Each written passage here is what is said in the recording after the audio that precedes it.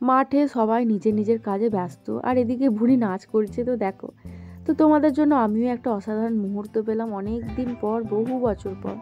তো তার জন্য ভিডিওটা দেখো, দেখতে পাবে এবং আশা করি তোমাদেরও খুব ভালো লাগবে।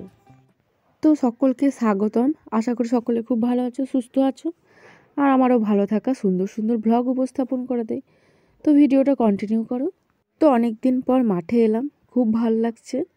তো আগের ব্লগেই বলেছিলাম যে তোমাদের আলু বসানোটা দেখাবো, তো সেই মতো আমারও কিছু কাজ ছিল আর আমি চলে এলাম।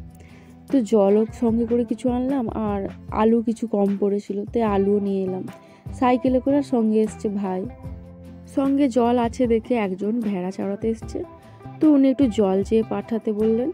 তো ভাই দিতে যাচ্ছে ওনাকে একটু জল, খুবই তৃষ্ণার্ত। যাই হোক, শীতের দিন হলেও একটু রোদটা আছে, পিঠে লাগছে। এই সময় এই মাঠটা পুরো ফাঁকাই থাকে, খুব বেশি আলু সর্ষে এইসব চাষ হয় না। মানে যাদের জমি হয়তো খুবই কম বা হলো মনে হলো, কিন্তু আমাদের জমিটা একদম জলা মাঠেরই জমি। তো আমাদের এগুলোই হচ্ছে আলুর জমি, এই মাঠেই আমাদের আলু চাষটা হয়। তো মাঠ ফাঁকা বলে ওনারাও ভেড়া চড়াতে এসেছে। তো সারা মাঠ একদম ফাঁকা, ওনাদেরও সুবিধা ভেড়া চড়িয়ে। ওইদিকে বুনিয়া আসে ছুটে, এদিকে আয়, এদিকে আয়, এদিকে আয়।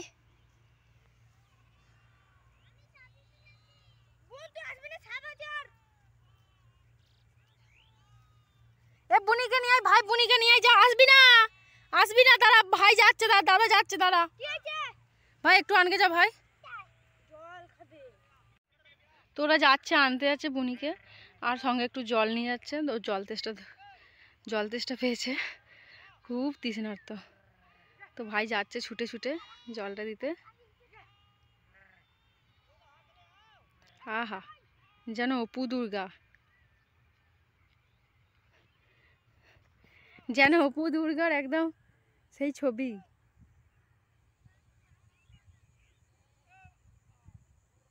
তো ভেড়াগুলো একটু দেখতে যাই, দেখি, কাছ থেকে দেখাবো, ভেড়াগুলো। আচ্ছা, এই ভেড়াগুলোকে দেখে তোমাদের কি কিছু মনে পড়ছে? মানে সত্যি কি মনে পড়ছে না পড়ছে না? আমার তো মনে পড়ছে, যখন প্রাইভেটে কিছু পারতাম না তখন তো বলতো সে মাস্টার, সেই দিদিরা, দাদারা, পড়া পারছিস না, ভেড়া চড়াকে যা, ভেড়া। তো সেইটাই মজার ব্যাপার, মনে পড়ে গেল। তো তোমাদের এরকম যদি ছোটোবেলার স্মৃতি ভেড়াগুলোকে দেখে মনে পড়ে, তো অবশ্যই কমেন্ট করে জানিও, বেশ ইন্টারেস্টিং। তো যাই হোক, এবার আমাদের মাঠের দিকে যাওয়া যাক। এই যে লিক ধরে যাওয়া, মানে গাড়ি গেছে, এগুলো ধরে গেলে আমি ভাবলাম সেফটি, তাই গেলাম। কেননা গাছপালা এখানটা দিয়ে অন্য রাস্তায় গেলে পরে হয়তো সাপের ভয়, এইসব মাঠগুলোই বড় সাপ থাকতে পারে। তারপর এখন যেহেতু শীতকাল, রোদ পোহাবে, তারপর আছে জোঁকের উৎপাত, জোঁক থেকে তো আমার প্রচণ্ড ভয় লাগে, সেই কারণে মাঠে কম আসা। মাঠে ধরতে গেলে এই আলুর সময়ই একটু আসা হয়, তাছাড়া আসা হয় না, প্রচণ্ড পরিমাণে ভীতু। তো বাড়ির সবাই একসঙ্গেই কাজ করছে, আলু বসানো কাজ। ভাই আলু নিয়ে যাচ্ছে, তো আমি একটু ঘুরিয়ে দেখালাম পজিশানটা, জায়গাটা কেমন, এদিকে মাঠঘাট, রাস্তা কেমন কি। তো দেখো একটু তোমরা, আমি চারিদিকটা ঘুরিয়ে দেখাচ্ছি। তো অনেক দিন পর মাঠে এলাম, আমার তো খুব ভালো লাগছে। আর আমি সাজেস্ট করব সেই সব মানুষদের যারা কাজের ফাঁকে একটু নিজেদের সময় দিতে পারো, একটু যদি ফাঁকা দিন থাকে, তো আমি বলবো একটু মাঠে এসে দেখো চাষিদের কাজ। তো চাষিরা কেমন কি কাজ করছে, তো আমার মনে হয় ভালো লাগবে, খুবই ভালো লাগবে। তো ওখানে দেখতে পাচ্ছি একটা গাদা দেওয়া আছে, একটা ধান এখনও চাষি বাড়ি নিয়ে যেতে পারেনি, এই কারণে হয়তো তার খুবই কাজের চাপ, কিংবা রাস্তা হয়নি হয়তো তখন। আর বুঝতেই পারছো যেভাবে অকাল বৃষ্টিটা গেল, তো এই মাঠে আলু চাষ করা মানে খুবই ঝুঁকিপূর্ণ ব্যাপার। তো আমাদের কি করব, আমরা এই মাঠেই চাষ করি, যেহেতু আমাদের অন্যান্য মাঠে আলু চাষের যোগ্য জমিটা নেই, সেই কারণে আমরা এই মাঠেই চাষ করি। আমরা করি, আরও চাষি আরও কয়েকজন আছে, ওরাও করে। তো আমাদের একদম জলা জায়গায় জমিটা, তো এমনিই লেট হয়েছে, তো আরও লেট হয়ে গেল। কাজ হচ্ছে, তো বাড়ির সবাই আলু আলু বসাতে এসেছে, তো একটু খাস দেখে দেখাবো আলু বসানো কেমন হচ্ছে। তো ঠিক আছে, চলো। তো জমিটা অনেকটাই ঢাকা হয়ে গেছে, আলু পাতা মোটামুটি এদিকটাই প্রায় কমপ্লিট করে গেছে। তো চাষিদের ভাষায় যেখানে আলু বসানো হয়, এই যেগুলো ফোলা ফোলা মতো একটু উঁচু উঁচু, এগুলো হচ্ছে ভেলি। আর ভেলিগুলোর এই পাটটা, একটা লাইনটা হচ্ছে পেরে, এগুলোকে বলা হয় পেরে। পেরেতে থাকে এক একটা ভ্যালি এরকম, আরও আছে, তো আমি যতটুকু জানি বললাম, তো জেনে আরও বলবো। তো বাড়ির সবাই একসঙ্গেই কাজ করছে, মা বাবা আলু বসাচ্ছে আর বাকিরা ঢাকা দিচ্ছে আলু। তো বাড়ির পুরুষ মহিলারা সবাই একসঙ্গেই কাজ করে। আমাদের জন মজুর করার ক্ষমতা খুব একটা থাকলেও মানে কাজের যখন চাপাচাপি থাকে তখন করতে হয়।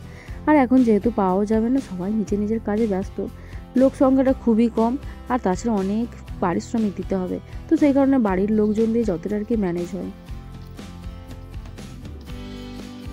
বাবা মা আলু বসাচ্ছে আর এদিকে বাকিরা ঢাকা দিচ্ছে।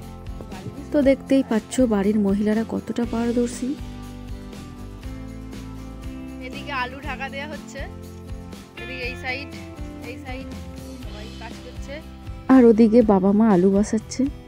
আমাদের এভাবেই মিলেমিশে মাঠের কাজ করা হয়, মাঠের ঘরের সব কাজে মিলেমিশে করা হয়। আমিও একটু চেষ্টা করলাম ঢাকা দেওয়ার। তো একদিনে এসব কাজ শেখা যায় না, আর কি বলতো, সবটাই তোমাদের জন্য পাওয়া, এই মুহূর্তটা সবটাই তোমাদের জন্য আমি পেলাম। তো আমি বলেছিলাম আগের ব্লগে আমি মাঠে যাব, কেমন কি কাজ বাজ হচ্ছে সবই তোমাদের দেখাবো। তো যাই হোক, খুবই ভালো লাগছে, অসাধারণ, আর তোমাদের খুব কৃতজ্ঞ জানাই।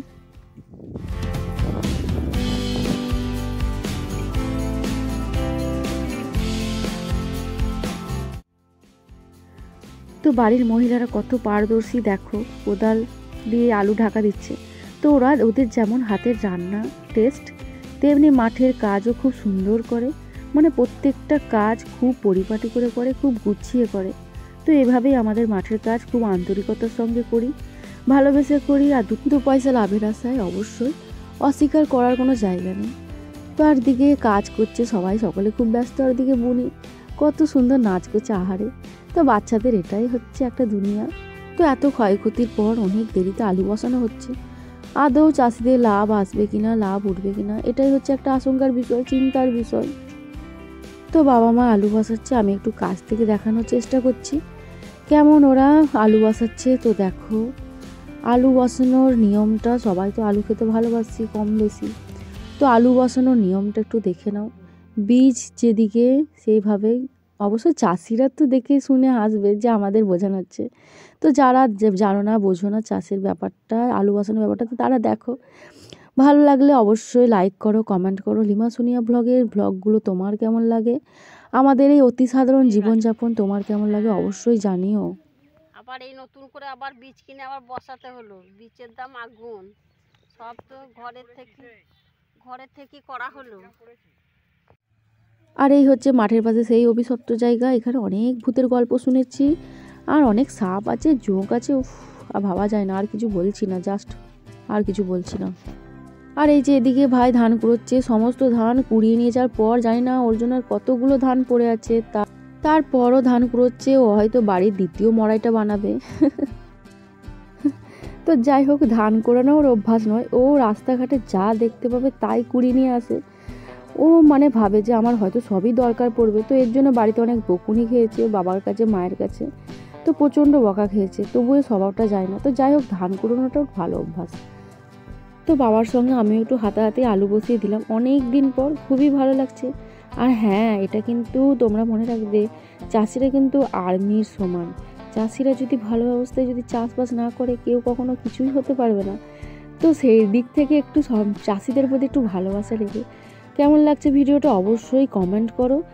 চাষিদের এই মুহূর্তগুলো, অতি সাধারণ জীবন প্রণালী তোমার কেমন লাগে অবশ্যই কমেন্ট করে জানাও। লাইক করো ভিডিওটা, যারা যারা সাবস্ক্রাইব করনি আর সাবস্ক্রাইব করে দিও।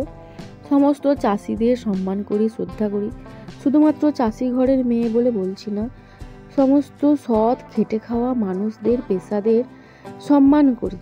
সমস্ত সৎ পথে চলা মানুষরা সুস্থ থেকো, ভালো থেকো। আর অবশ্যই আমার লিমা সোনিয়া ব্লগটাকে অবশ্যই একটু সাপোর্ট করো, মানে সাবস্ক্রাইব করে আর কি, যারা যারা করোনি। তো আর কি চাওয়ার, এটাই। তো অনেকটাই প্রায় হয়ে গেছে, এবার বাড়ি যাই আমি।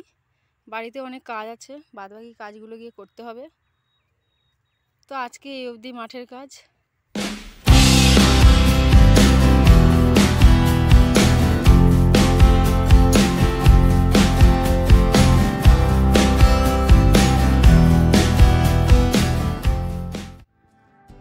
ভাই আমাকে একটু এগিয়ে দিয়ে আসছে, তো এই ছিল মাঠের কাহিনী, মাঠের ইতিহাস, মাঠের জীবন প্রণালী। তো চাষিদের এটাই হচ্ছে জীবনযাপন। গ্রামের দিকের মানুষদের জীবনযাপন অনেকটা এরকমই। তো সব মানুষদের না, চাষিদেরই। তো মাঠে মাঠে যেমন ওদের বেলা কাটে সকাল হতে সন্ধে। এদিক দিয়ে এটা হচ্ছে আমাদের বড় খেলার মাঠ। এখানে অনেক খেলাধুলার অনুষ্ঠান হয়। আর এই চাষের সময় ধান একটু রোদে দেওয়ার সুযোগ সুবিধা পায় আর কি গরিব মানুষের আমাদের। তো আমাদেরও এখানে আছে কিছু ধান মেলা আছে। তো যাই হোক, অনেক বড় মাঠটা আমাদের গরিব সাধারণ মানুষদের জন্য অনেক অগাধ জায়গা। তো জায়গার অভাব নেই। পাশেই মা চণ্ডী মায়ের মন্দির, ওই যে এখানে 3 টাইম পুজো হয়। তো সামনেই পয়লা মাঘ আছে, এখানে পুজো হয়। তো সেই ব্লগ তোমাদের দেয়া হবে পয়লা মাঘ মাসের 1 তারিখে। দাদু মাঠে গেছিলাম। তো লিমা সোনিয়ার ব্লগ তোমার কেমন লাগে অবশ্যই জানিও। তোমরা জানিও অবশ্য, সাপোর্ট করো, লাইক দিয়ে কমেন্ট করে দেখো ভিডিওগুলো, পুরো ভিডিওগুলো, আমার সমস্ত ভিডিওগুলো খুব ভালো সুন্দর। আর তোমরা না সাপোর্ট করলে কিচ্ছু হবে না, তোমাদের ভালোবাসা সাপোর্ট সবই দরকার। তো যাই হোক, এটা হচ্ছে রাত্রের কাজ তো চাষিদের ফুরোয় না। বাড়ি এসেও কিছু রিপোর্ট, কাগজ কলমে রিপোর্টের মতন কিছু মাঠের কাগজ কলম, এগুলো আর কি।